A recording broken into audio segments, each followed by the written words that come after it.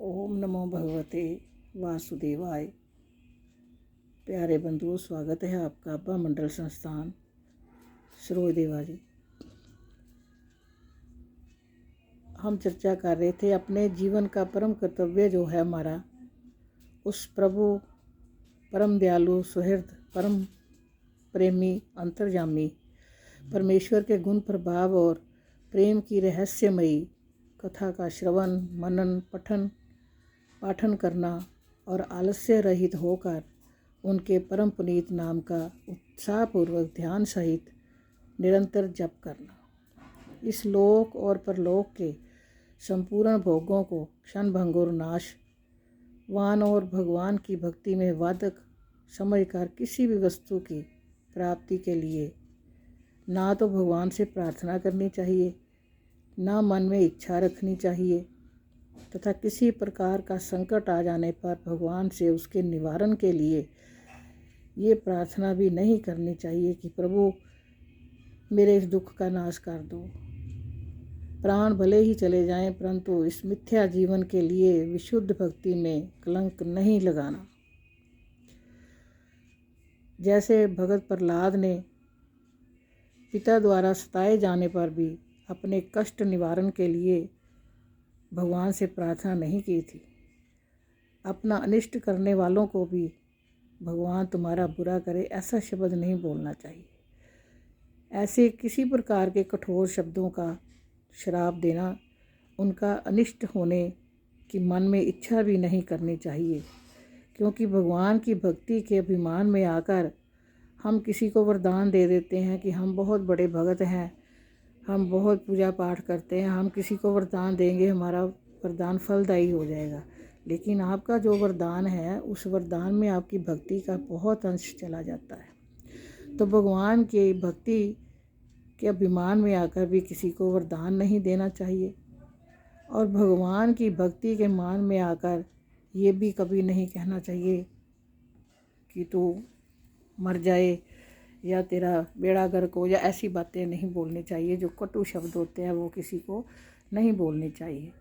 तो ये जो है भगवान की भक्ति हमने गृहस्थ में रहकर करनी है। गृहस्थ में रहकर जब आप कोई भी कार्य करते हैं तो आप उस प्रभु से ये बोलते हैं कि हे प्रभु, ये कार्य मैं आपके लिए कर रहा हूँ। जैसे गीता जी में कहा गया है कि सर्वधर्म को छोड़ तू शरण हमारी आए, जो मेरी शरणी पड़े ताके दुख न चाहे। जो मेरी शरण में आ जाता है भगवतमयी हो जाता है।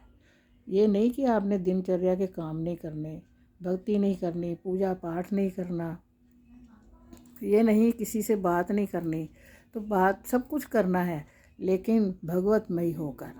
अगर आपको घर में कोई भी कार्य आ जाता है तो ये प्रभु मैं आपकी आज्ञा से ये कार्य कर रहा हूँ।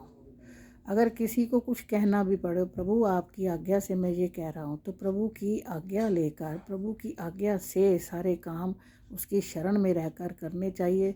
और जो दान पुण्य जप तप जो भी आप करते हैं, उस सब को भगवत अर्पण करते जाओ। हे प्रभु ये तेरे अर्पण है, हे प्रभु ये तेरे अर्पण है। जो भी किया, जो कर्म करना है, फल की इच्छा नहीं करनी, भगवान के अर्पण करते जाना है।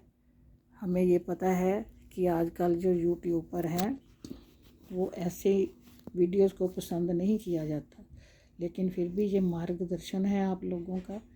आप अब माघ मास शुरू होने जा रहा है। माघ स्नान तो शुरू हो चुके हैं, लेकिन माघ मास शुरू होने जा रहा है।